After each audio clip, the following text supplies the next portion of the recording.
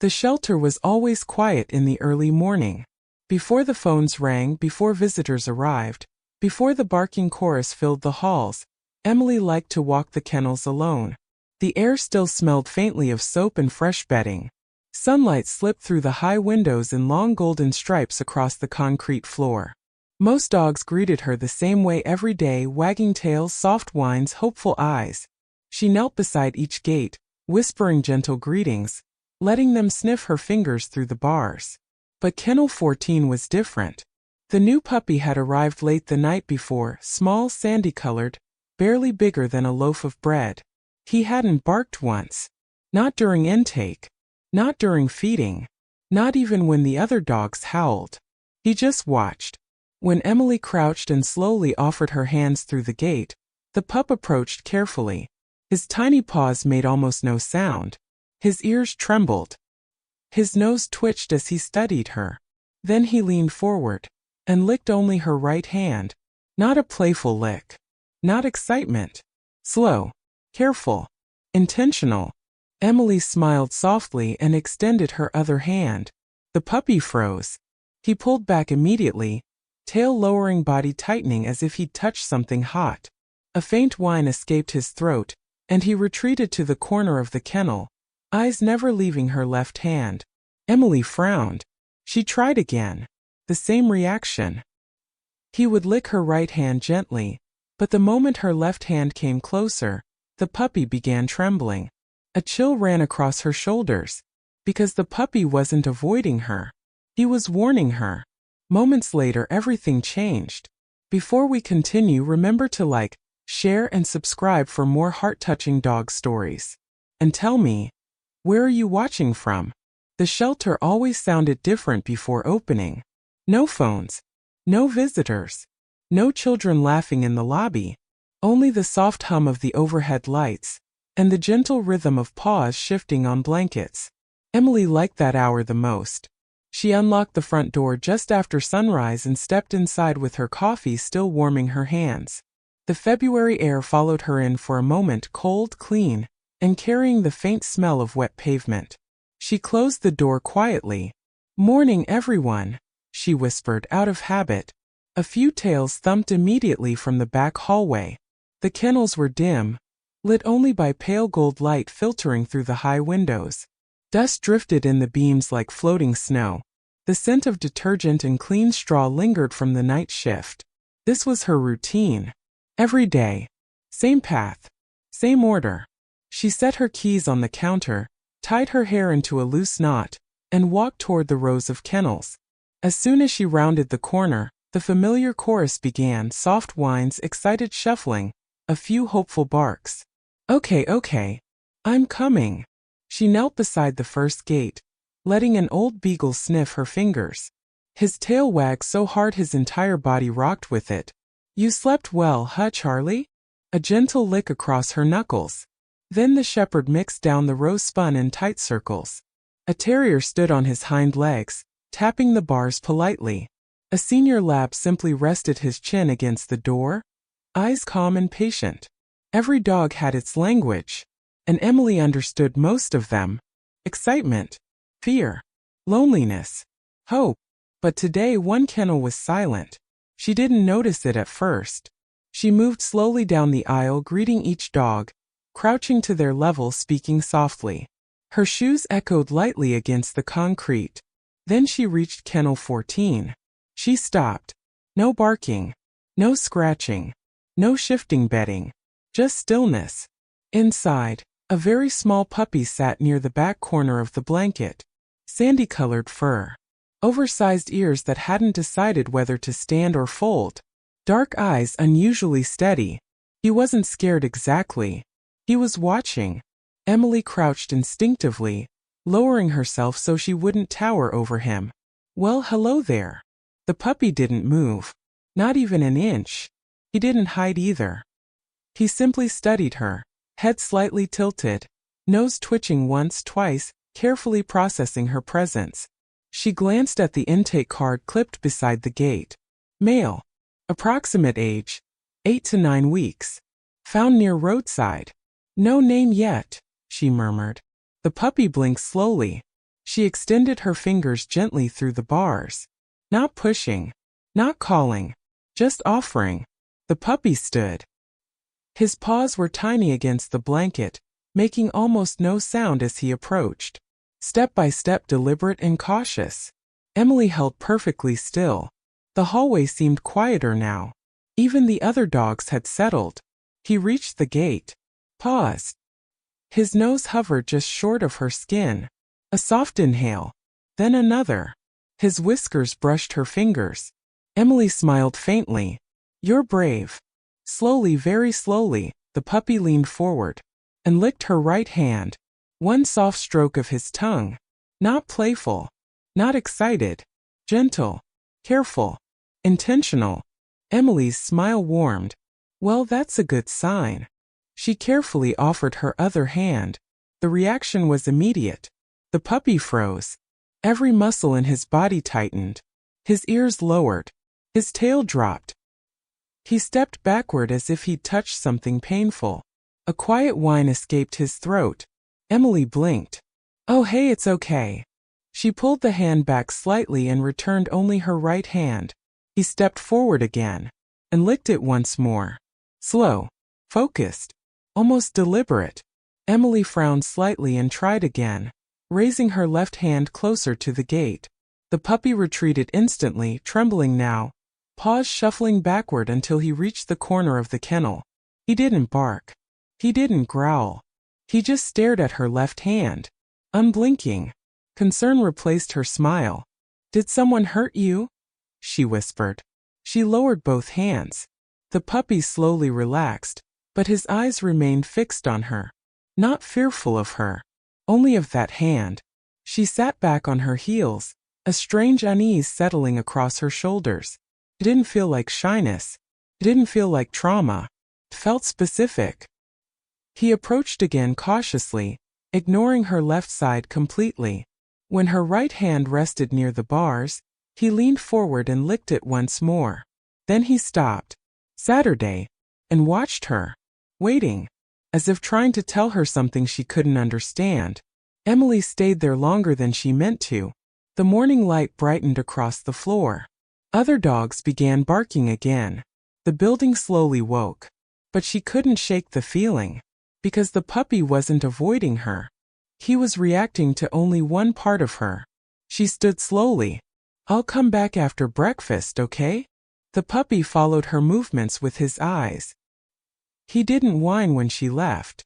He simply kept watching, until she disappeared around the corner.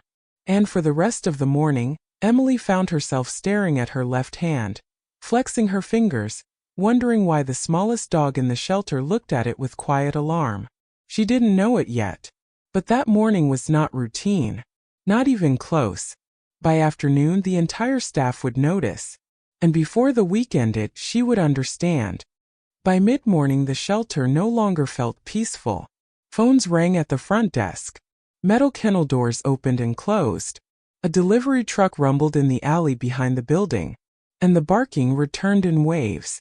Emily moved through her cleaning routine automatically: fresh water bowls, folded blankets, measured food.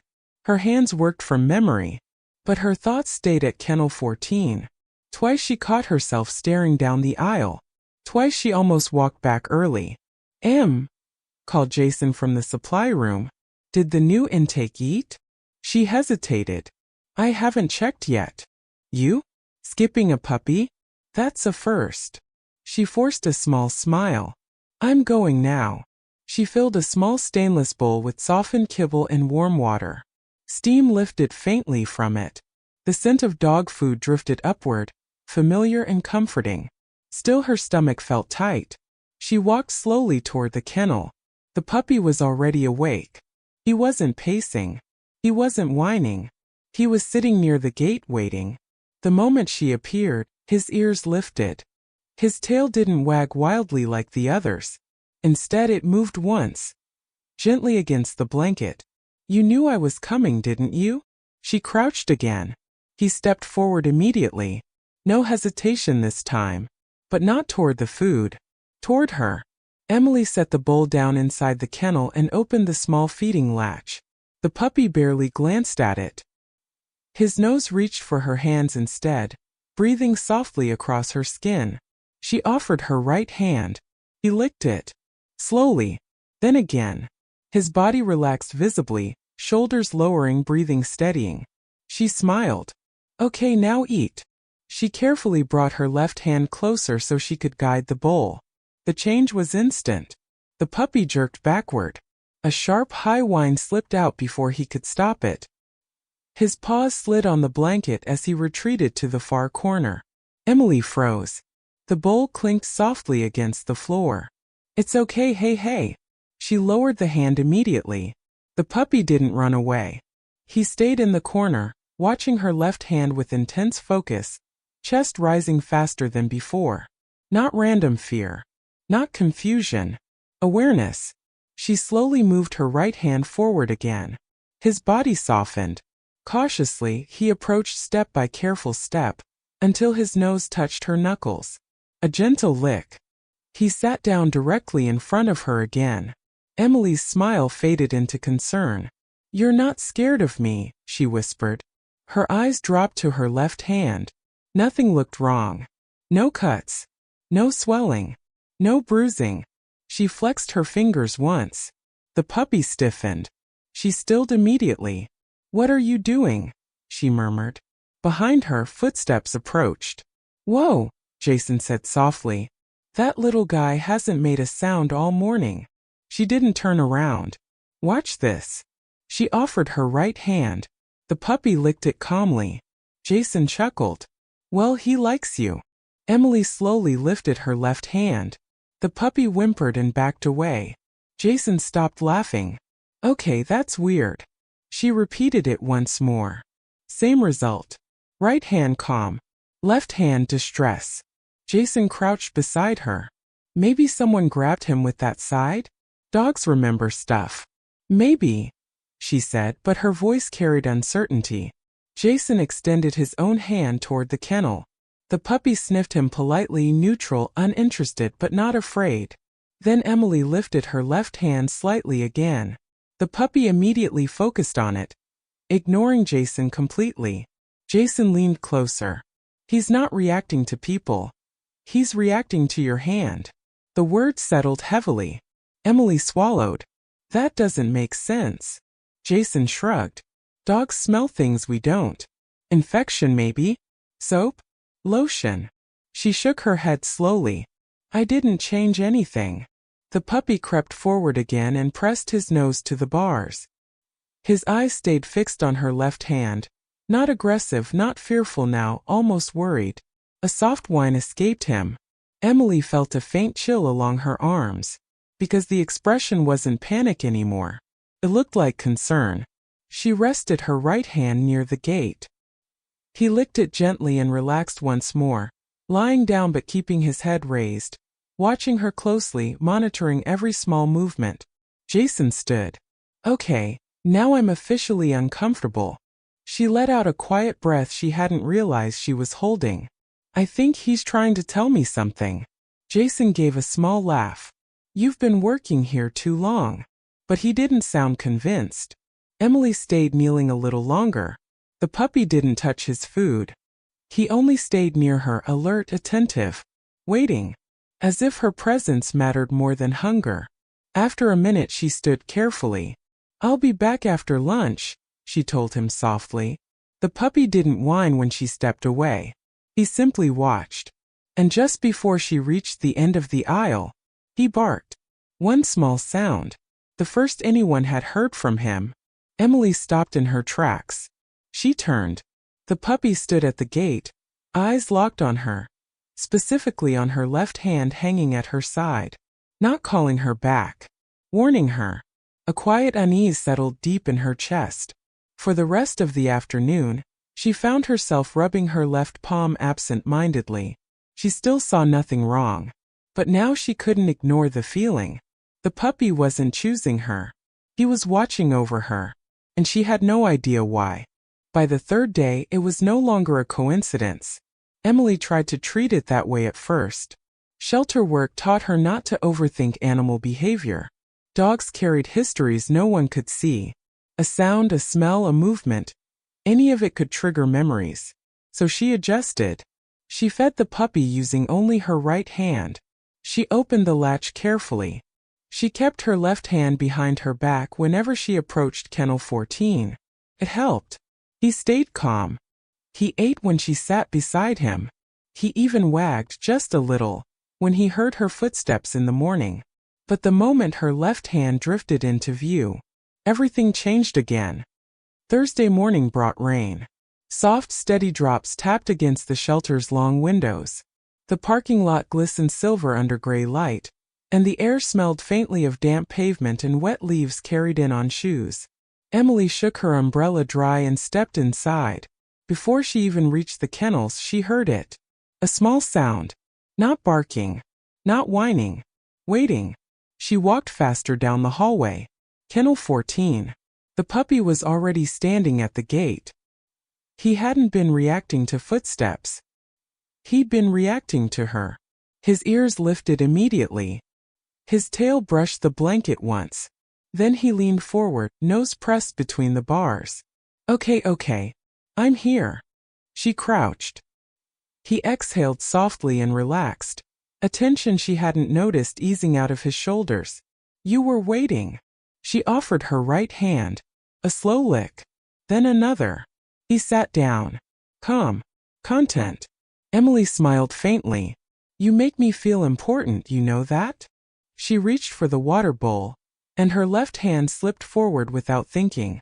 The reaction was stronger this time. The puppy jerked backward so fast his paws slid across the floor. A sharp whine escaped him. His breathing quickened, chest fluttering.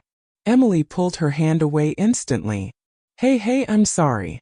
He didn't come back immediately. Instead, he paced once along the kennel wall, then returned slowly, cautiously, watching her hands with intense focus. He sniffed the air near her left side. Not fear. Investigation. Careful. Deliberate. She noticed something new. His ears leaned forward, not back. His body wasn't defensive. He looked concerned. Her smile faded. Okay, that's new. Later that afternoon she tested something. She stood farther away from the kennel, nearly 6 feet back, with both hands at her sides. The puppy rested. No reaction. She raised her right hand. Nothing. Then slowly she lifted her left hand. The puppy stood immediately. Not panicked. Alert. His nose lifted into the air, scenting, breathing deeper. He walked toward the gate but didn't bark. He simply watched her with intense concentration. Emily lowered the hand. He relaxed. She raised it again. He whined softly and pawed once at the door. Jason walked past and paused. You're doing it again? I'm not doing anything, she said quietly. He knows before I even get close. Jason leaned against the wall, observing. Maybe he just likes you. No, she said. She lifted her right hand. The puppy stayed seated. Then she raised her left hand again. The puppy stood pacing once, eyes fixed.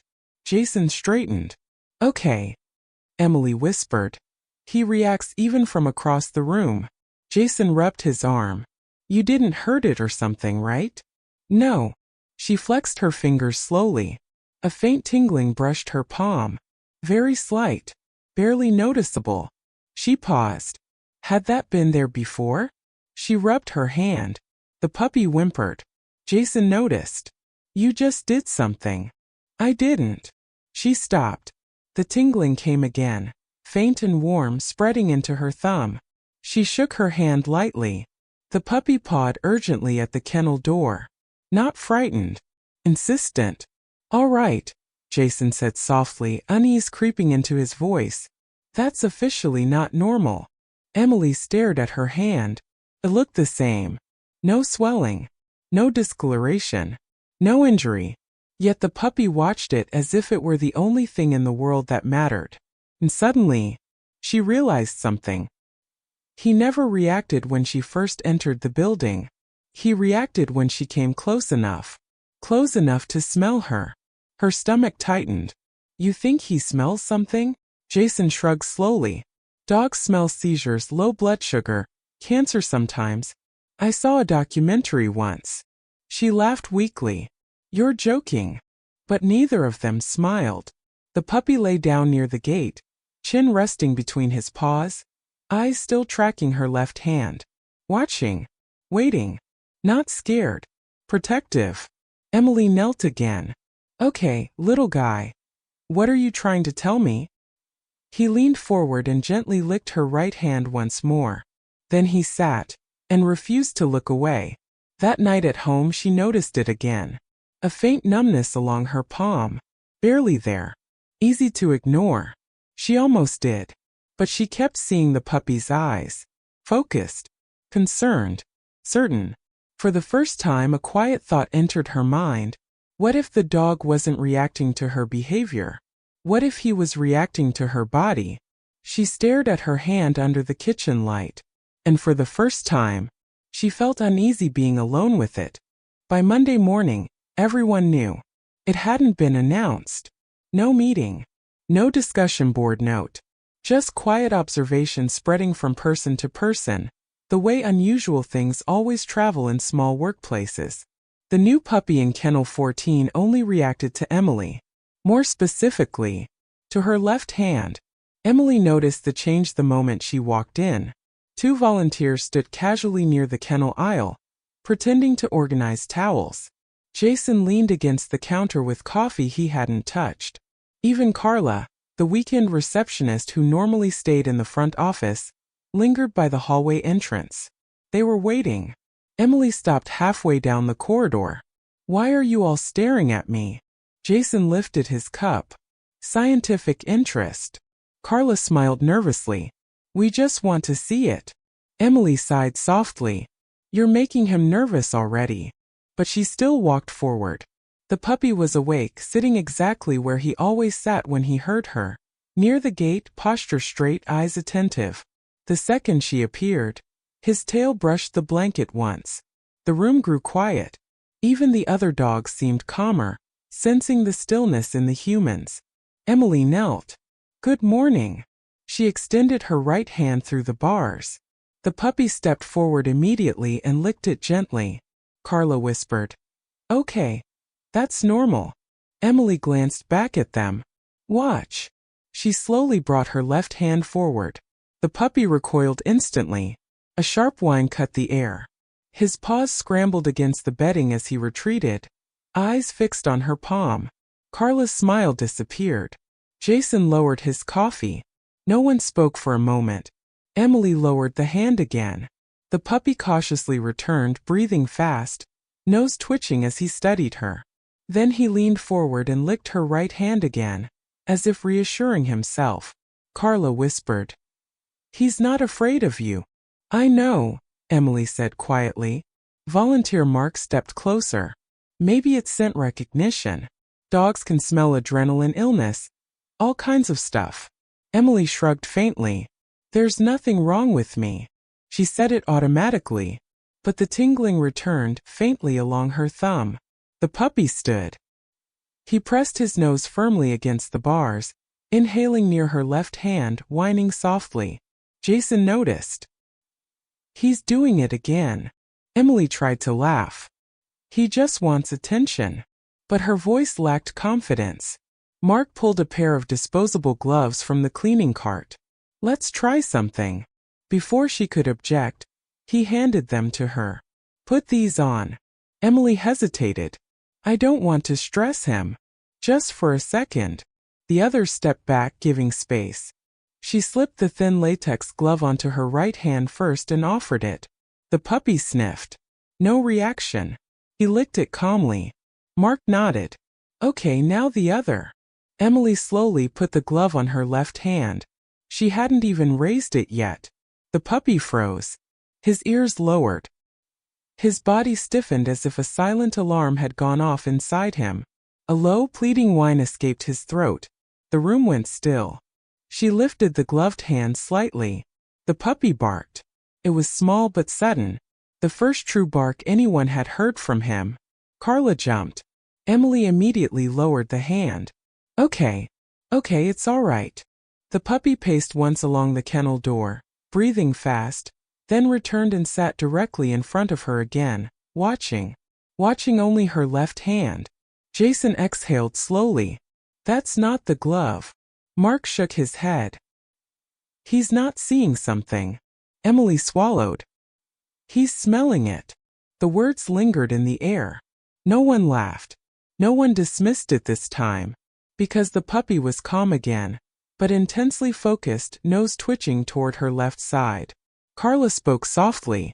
Emily, have you heard it recently? No. Burn. No. Cut.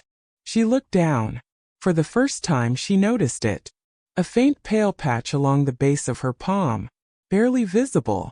Easy to overlook. I don't remember that. Jason leaned closer. How long has it been there? I don't know. She pressed the spot lightly. There was almost no feeling. Her stomach tightened. The puppy whimpered immediately and pawed the kennel door once urgently. The motion was not random. It was insistence. He stepped closer, nose reaching between the bars, inhaling repeatedly near her hand. Emily's voice dropped to a whisper. You think he's trying to warn me? No one answered right away. Outside, a car door slammed in the parking lot. Somewhere a phone rang at the front desk. The ordinary world continued, but inside the kennel aisle, everything felt different. Jason finally spoke gently this time. Maybe you should just have it checked. Emily looked at the puppy. He had finally laid down, but his head remained lifted, eyes never leaving her. Not fearful, not anxious anymore, simply vigilant, like a tiny guard who had completed his message but still needed her to understand. She nodded slowly. Okay. The decision felt small when she said it. Almost unnecessary. Just a quick appointment. Just to be sure. Yet as she stood and walked away, she felt his gaze follow her all the way down the hallway. And for the first time, she wasn't comforting the dog. The dog was protecting her. The clinic smelled like antiseptic and coffee. Emily sat in the waiting room turning a folded intake form over in her hands again and again. The paper had already softened along the creases. She almost hadn't come. 3 times that morning she told herself she was overreacting. A puppy's behavior wasn't medical evidence. Dogs reacted to emotions, posture, tone, not invisible illnesses. Still, she rubbed her left palm. The numbness was faint, but now that she was paying attention, she couldn't ignore it. A slight heaviness along her thumb. A strange dull warmth that came and went. And every time she noticed it, she pictured Kennel 14. The quiet eyes. The careful whine. The insistent watchfulness. Emily Carter? She looked up. A nurse smiled gently from the doorway. We'll just take a quick look. Quick. That word comforted her. This would be simple. She followed the nurse down a short hallway into a small exam room. The paper sheet on the table crinkled as she sat. So what brings you in today? The nurse asked while typing. Emily hesitated, almost embarrassed. It's probably nothing. The nurse smiled. It usually is. Emily gave a small laugh. I work at an animal shelter. A puppy keeps reacting to my hand. Only one hand. The nurse paused, then looked at her kindly. Animals notice things we don't sometimes. Let's just check. She examined the palm carefully. Any pain? No. Tingling? Yes. Loss of feeling? A little. The nurse nodded slowly. I'm going to have the doctor come in. Something in her tone removed the word quick from the room. The doctor was calm. Older. Unhurried. Gentle voice. He didn't dismiss her explanation. He didn't laugh. Instead he listened. Then he examined her hand under a bright light, pressing carefully along the pale area. He compared both palms, then checked her wrist and fingertips. Have you been unusually tired lately? He asked. She thought. Actually, yes. Any headaches? Sometimes. He nodded slowly. I'd like to run a scan. It's precautionary. Her stomach tightened. You think something's wrong? I think we shouldn't guess. The scan room was colder. She lay still while the machine hummed softly around her hand and arm. The sound was steady and mechanical, strangely soothing. She stared at the ceiling tiles and counted the small dots in the pattern. Her mind drifted back to the shelter, to the puppy waiting at the gate each morning, to the way he relaxed only after touching her right hand, to the way he watched the left. Not scared, concerned. She felt a chill. For the first time she hoped he was wrong. The doctor returned later that afternoon.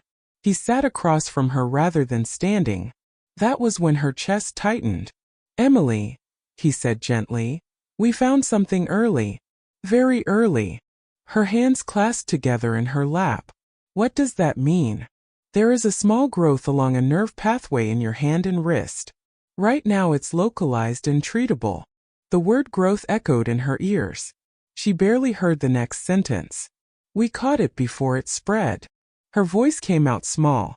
"If I hadn't come?" He paused. "It likely would have progressed for months before you noticed clear symptoms." Silence filled the room. Not dramatic, not loud, just heavy. Emily stared at her hands. Her left hand, the one she nearly ignored, the one she almost never had examined. A single thought pushed through the shock. He knew. The doctor tilted his head slightly. "I'm sorry." She shook her head slowly, tears forming unexpectedly. "The puppy." He kept reacting to it. The doctor smiled softly. "Dogs have extremely sensitive scent detection. Chemical changes in the body can produce odors we can't perceive. It's possible he detected something long before symptoms appeared." Her breath trembled. Not fear. Relief. And gratitude so sudden it almost hurt. She whispered, "He saved me." She drove straight to the shelter.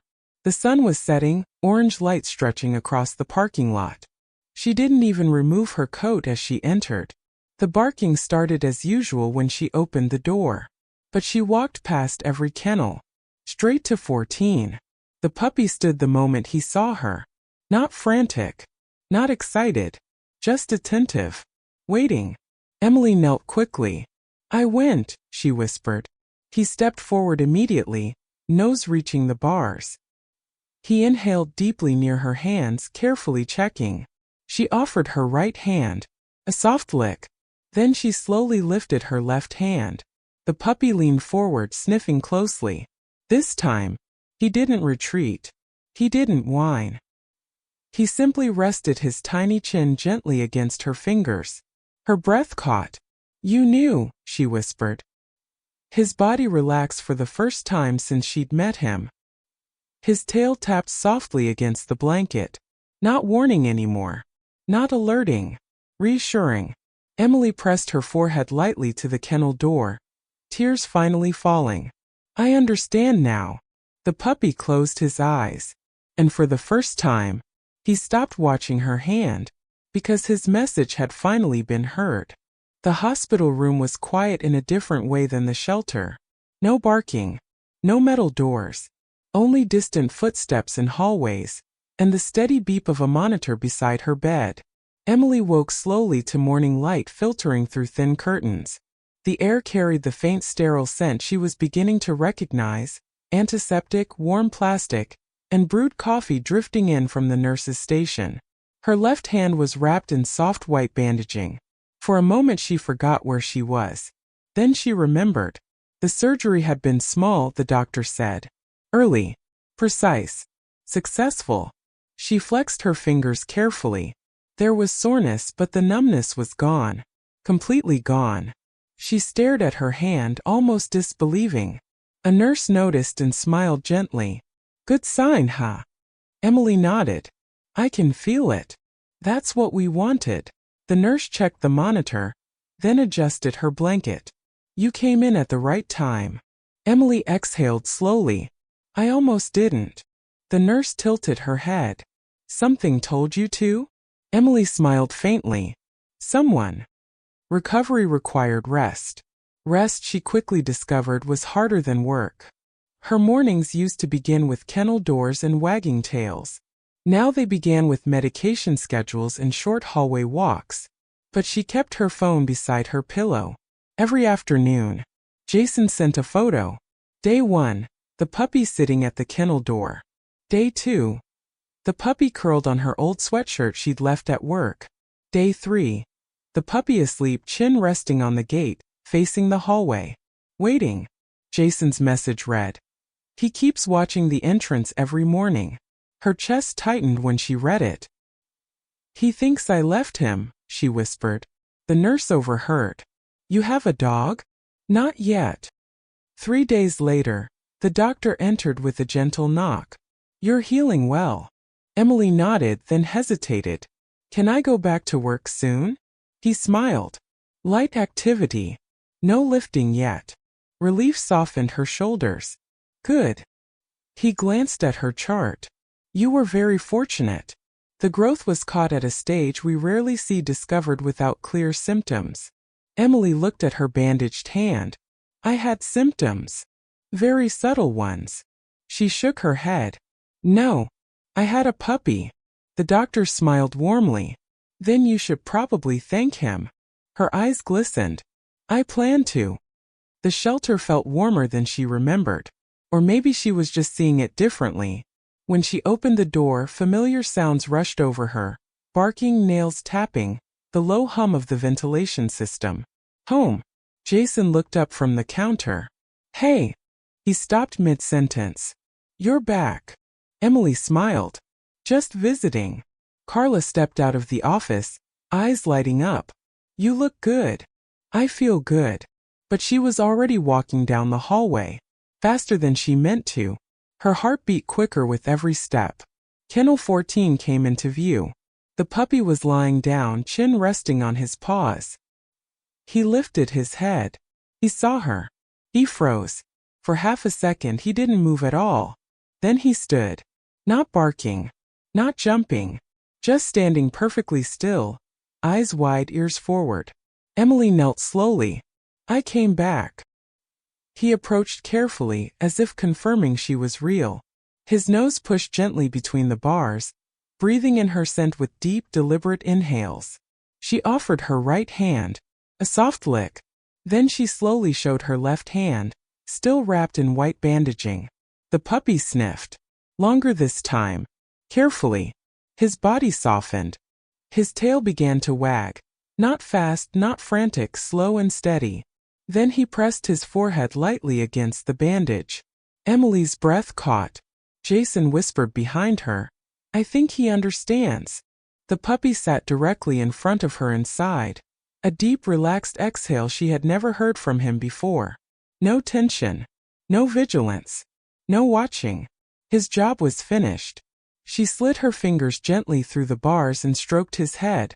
His eyes closed immediately. You were protecting me, she whispered. He leaned into her hand. For the first time since arriving at the shelter, the puppy lay down and fell asleep while she was still there. Not waiting. Not guarding. Resting.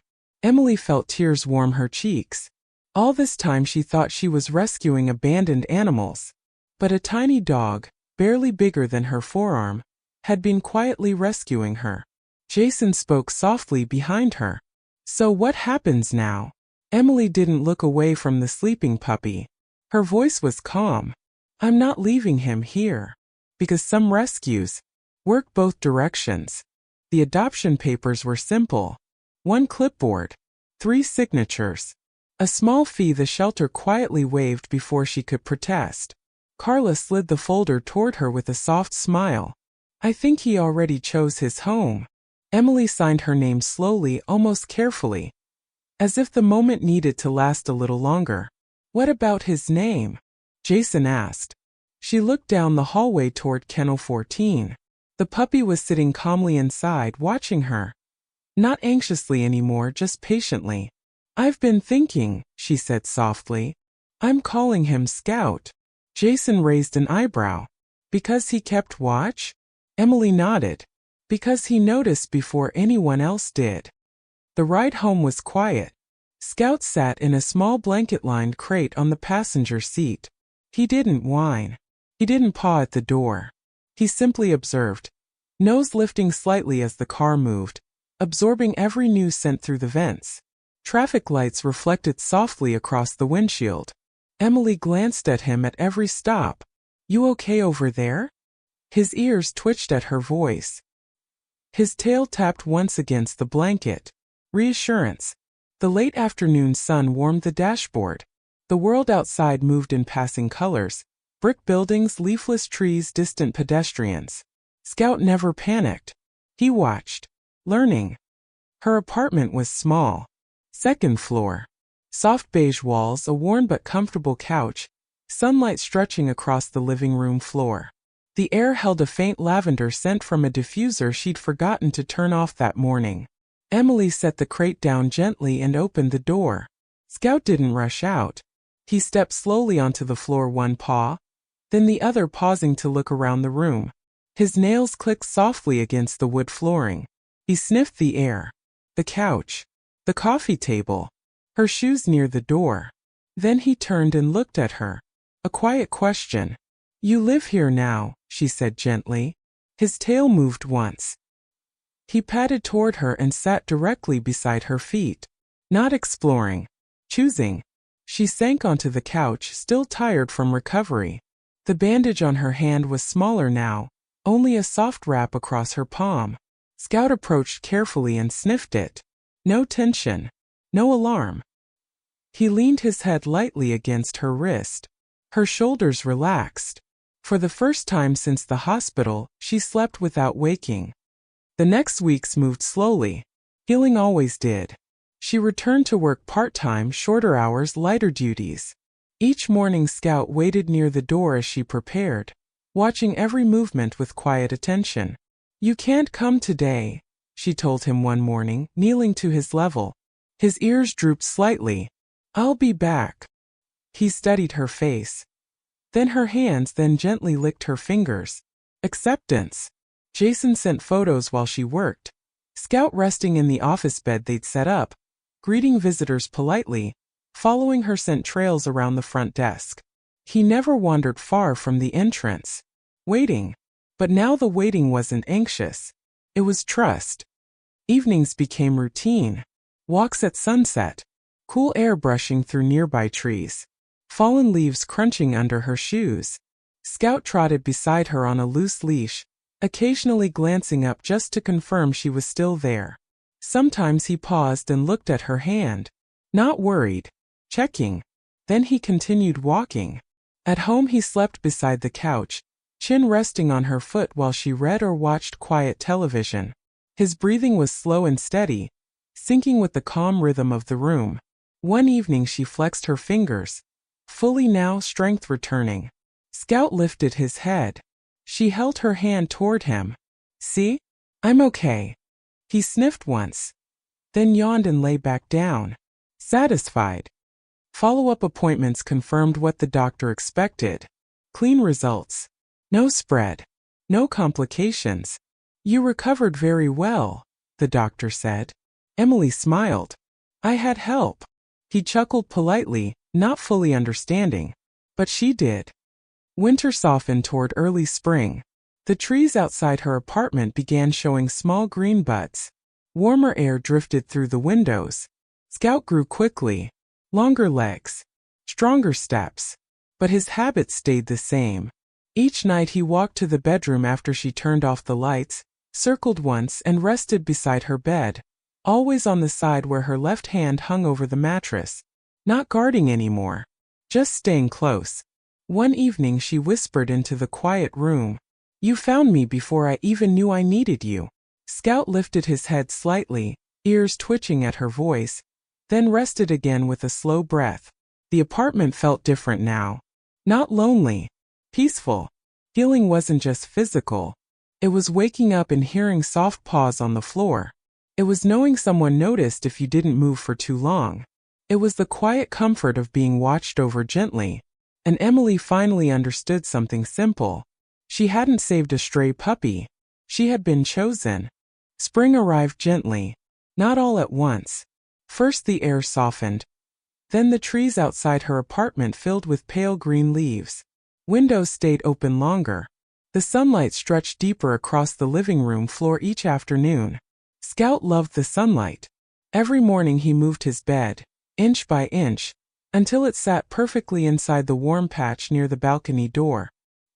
He would circle once, lie down, and sigh as if the day had already gone exactly right. Emily watched him from the kitchen table, coffee in her hands. "You've made yourself very comfortable," she said. His tail tapped twice without opening his eyes. The bandage on her hand was gone now. A faint scar remained along her palm, thin and pale, barely noticeable unless you knew where to look. She flexed her fingers easily, feeling strength return week by week. Scout lifted his head. His gaze moved to her left hand. He stood and walked over slowly. No urgency. No worry. He sniffed once, then gently rested his chin in her palm. Emily smiled. "You still check." He blinked slowly, content, then leaned against her leg. For him, the job was never about fear. It was about making sure she stayed. She returned to full shifts at the shelter by April. Everything felt familiar again. The hum of the lights, the scent of soap and kibble, the rhythm of the kennels. But something inside her had changed. She noticed things more now. The nervous pacing of a new intake. The way certain dogs followed specific volunteers. The small signals people often overlooked. Jason caught her watching a timid hound mix one morning. "You're doing that look again," he said. "What look?" "The one where you think they're trying to tell you something." Emily smiled slightly. Maybe they always were. Scout came with her most days, sleeping on a blanket beside the office desk. Visitors loved him. Children sat quietly just to pet him. Even anxious dogs calmed faster when he was nearby. He never barked unnecessarily. Never pushed. He simply observed. Present. Steady. One afternoon, a nervous teenage boy arrived with his mother to meet a larger rescue dog. The boy hesitated near the door, shoulders tense. Scout walked over slowly. Sat beside him. Did nothing else. The boy looked down, surprised, then gently touched Scout's head. His shoulders relaxed. Emily watched quietly. She understood now. Sometimes comfort wasn't active. Sometimes it was simply being there. Months later, she returned to the clinic for her final follow-up. The doctor reviewed the scan results and smiled. "You're completely clear." Emily exhaled a breath she didn't realize she'd held for weeks. "No additional treatment needed?" "None. You came in at exactly the right time." She glanced at Scout lying calmly beside her chair. "Yes," she said softly. "I did." The doctor knelt and scratched behind Scout's ears. "Good assistant you have." Emily shook her head gently. "Not assistant." She rested her healed hand over Scout's head. "My guardian." Scout leaned into her touch, eyes closing. That evening they walked a familiar path near a small park behind her apartment.